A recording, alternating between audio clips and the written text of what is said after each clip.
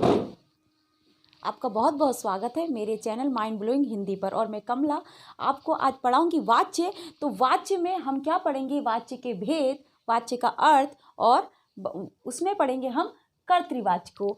तो वाच्य क्या होता है? हम अपने मन के भावों और विचारों को दूसरों तक पहुंचाते हैं। जिस माध्यम से, किस माध्यम से? भाषा के माध्यम से। जब हम अपने मन के विचारों को दूसरों तक पहुंचाते हैं तो उस भाषा में हम बहुत से वाक्यों को प्रयोग करते हैं। तो उन वाक्यों का जो हम भाषा में प्रयोग करते हैं वो उन वाक्यों में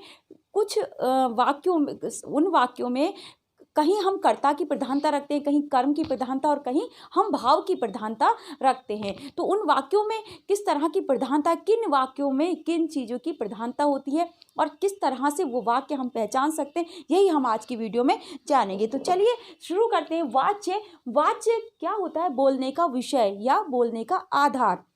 वाक्य का आधार क्या है? वो वाक्य किस आधार पर बोला गया है? कर्ता के आधार पर, कर्म के आधार पर या फिर भाव के आधार पर। तो वाच्य के दो भेद होते हैं, कर्तृवाच्य और अकर्तृवाच्य। कर्तृवाच्य और अकर्तृवाच्य दो भेद होते हैं वाच्य के।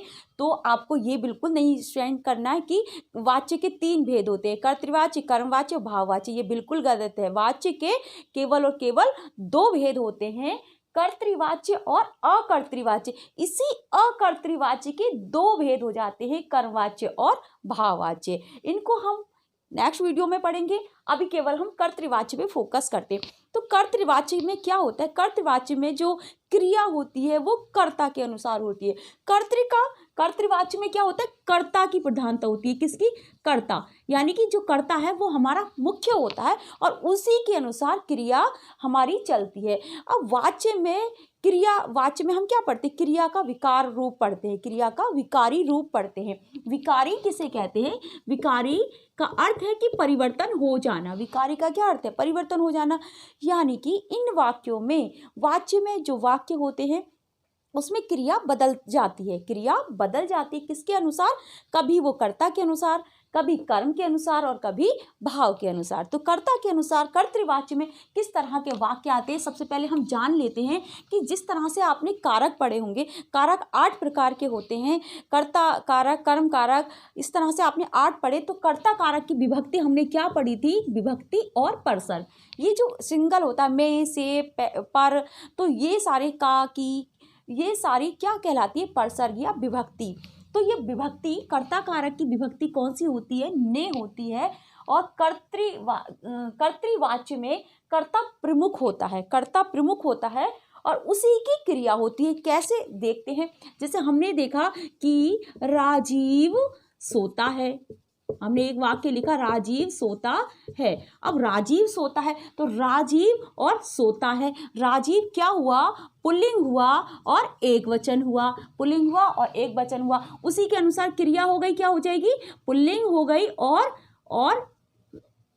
एक वचन हो गई। अगर यहाँ पे हम एक दूसरा एग्जाम्पल और देख लेते हैं तो यहाँ पे अगर होता राजीव की जगह क्या हो जाता? कोई लड़की का नाम होता, जैसे सीता, तो सोता है। अगर हम यहाँ पे लिख दें सीता सोता है तो क्या वाक्य सही होगा?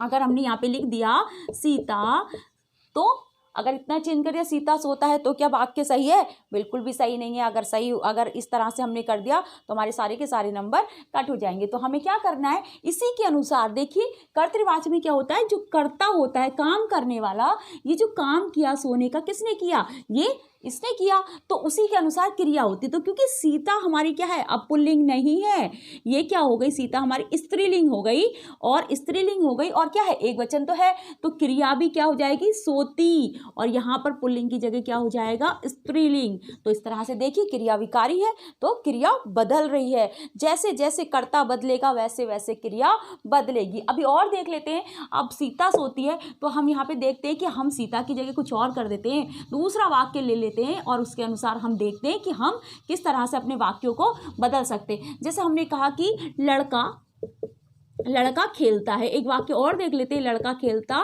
है। अगर हम इसको क्या कर दें कि लड़का और खेलता है, लड़का पुल्लिंग है, एक वचन है, तो क्रिया भी क्या है, पुल्लिंग है और एक वचन है। अगर हम यहाँ पे क्या कर दें, लड़की कर दें, तो लड़की खेलता है, ऐसा वाक्य होता है नहीं, बिल्कुल गलत हो जाएगा, फिर तो ये वाक्य नहीं होगा। क्योंकि शब्द या वाक्य क्या होते हैं, शब्द होते हैं वर्णों के सार्थक समूह, और वाक्य होते हैं शब्दों के सार्थक समूह। अगर हम पदक्रम का ध्यान नहीं रखेंगे, पदक्रम का अर्थ है कि एक शब्द के बाद, यानी कि कर्ता, कर्म और क्रिया की एक सीक्वेंस होती है, एक क्रम होता है उनका, अगर उनका ध्यान नहीं रखेंगे तो हमारा वाक्य बिल्कुल गलत हो जाएगा। तो देखिए, लड़की खेलती है, गलत हो गया, क्या करना पड़ेगा हमको, क्रिया को बदलना पड़ेगा। लड़की खेलती है, अब ये हमारा वाक्य सही हो गया। लड़की स्त्रीलिंग हो गई और खेलती है क्रिया भी स्त्रीलिंग की हो गई। और क्या हुआ, अगर हमने क्या कर दिया कि यहाँ पे लड़की की जगह हमने कर दिया लड़कियां, क्या कर दिया हमने, लड़कियां खेलती है, तो क्या ये वाक्य सही है, नहीं, अभी भी सही बिल्कुल भी नहीं है। तो लड़कियां खेलती हैं, हमें सहायक क्रिया को बहुवचन करना पड़ेगा, तो लड़कियां खेलती हैं, अब सही हुआ। क्योंकि बहुवचन काम करने वाले कौन है, एक वचन नहीं है, बहुवचन है। तो बहुवचन अगर है, कर्ता बहुवचन है, तो उसकी क्रिया भी बहुवचन की हो गई। तो अब आपको समझ में आया कि कर्तृवाच्य में क्या है, कर्ता के अनुसार क्रिया बदल जाती है।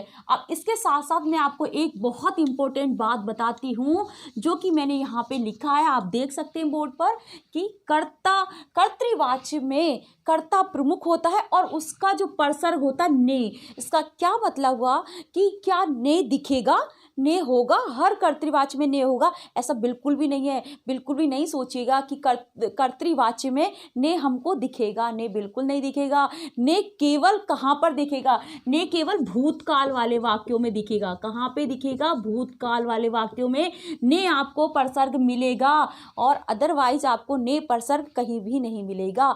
वर्तमान काल के वाक्यों में और भविष्य काल के वाक्यों में आपको ने बिल्कुल भी देखने को नहीं मिलने वाला है। तो हम जान लेते हैं कैसे हम जान लेते हैं कि जैसे माँ ने खाना बनाया, माँ ने खाना बनाया। अब हमारे पास एक वाक्य आ गया, माँ ने खाना बनाया। माँ क्या हो गई, कर्ता हो गई, काम करने वाली हो गई, और माँ, और हमको क्या दिख गया, ये क्या हो गया कि हमें ने परसर्ग मिल गया। लेकिन अगर हम इसी वाक्य को अगर बदलते हैं, माँ ने खाना बनाया, ये पूरा वाक्य किस में हो गया, किस में हो गया, भूतकाल में। तो भूतकाल में माँ ने खाना बनाया। अगर हम इसी वाक्य को अभी बदलते हैं, अभी में यानी कि वर्तमान में अगर हम इस वाक्य को बदलते हैं वर्तमान काल में, तो क्या हो जाएगा, माँ खाना बना रही है, ने कहाँ गया, ने तो गायब हो गया, उड़ गया, पता नहीं चल रहा कहाँ। लेकिन काम करने वाला, तो हम क्या करें, माँ ने खाना बनाया, या माँ, अब यहाँ पे ने यहाँ से गायब हो जाने वाला है, ने गायब हो जाने वाला है। माँ खाना बना और रही हैं, ये देखिए माँ खाना बना रही हैं। अब यहाँ पे ये देखिए रही हैं, ये बहुवचन का आया, लेकिन आपको बिल्कुल भी कंफ्यूज नहीं होना है, क्योंकि बहुवचन, माँ तो एक वचन हुई ना, तो बहुवचन की क्रिया कहाँ से आ गई, सहायक क्रिया बहुवचन की कैसे हो गई, हाँ हो गई, हो सकती है। क्यों हो सकती है, क्योंकि हम जब अपने से बड़ों की बात करते हैं, उन्हें सम्मान देने के लिए हमेशा क्रिया बहुवचन की होती है। वो हमारे टीचर हो, हमारे बड़े भाई हो, बड़ी बहन हो, कोई भी हमारे रिलेटिव हो सकते हैं, हमारे पिताजी हो सकते हैं, जो भी होंगे, तो उनके लिए क्रिया हमेशा बहुवचन आएगी। तो यहाँ पे कंफ्यूज नहीं होना है कि अभी तो मैम बता रही थी एक वचन की क्रिया और एक वचन का कर्ता, तो एक वचन की क्रिया ऐसे कैसे हो गया, तो बिल्कुल भी कंफ्यूज नहीं होना। हमसे बड़े जो भी होंगे उनको सम्मान देने के लिए हमेशा बहुवचन की क्रिया आएगी। तो आपने देखा यहाँ पे सुन, ने गायब हो गया, कहाँ गया, ने तो खो गया। लेकिन क्यों, मैंने अभी आपको बताया, केवल और केवल भूतकाल के वाक्यों में कर्ता कारक का जो परसर्ग है, जो विभक्ति है ने, वो केवल वही दिखेगी, कहाँ, भूतकाल में। क्योंकि ये वाक्य किस में, इसका मतलब ये नहीं हुआ कि ये कर्तृवाच्य नहीं हुआ, ये कर्तृवाच्य हुआ। इसमें भी कर्ता की प्रधानता है, माँ ही काम कर रही है, कोई और नहीं कर रहा। तो ठीक है, आपको बस ये ध्यान रखना है कि ने परसर्ग को देखकर खाली अपना आंसर नहीं निकाल लेना है। आपको ये ध्यान रखना है कि ने परसर्ग केवल और केवल भूतकाल वाले वाक्यों में मिलेगा, और नहीं तो वर्तमान काल के और भविष्य काल के वाक्यों में ये ने परसर्ग नहीं मिलेगा। इसको और जल्दी से हम फटाफट से बदल लेते हैं। माँ खाना बना रही, भविष्य काल में बनाएंगे तो माँ खाना बनाएंगी, ने तो फिर से गायब हो गया।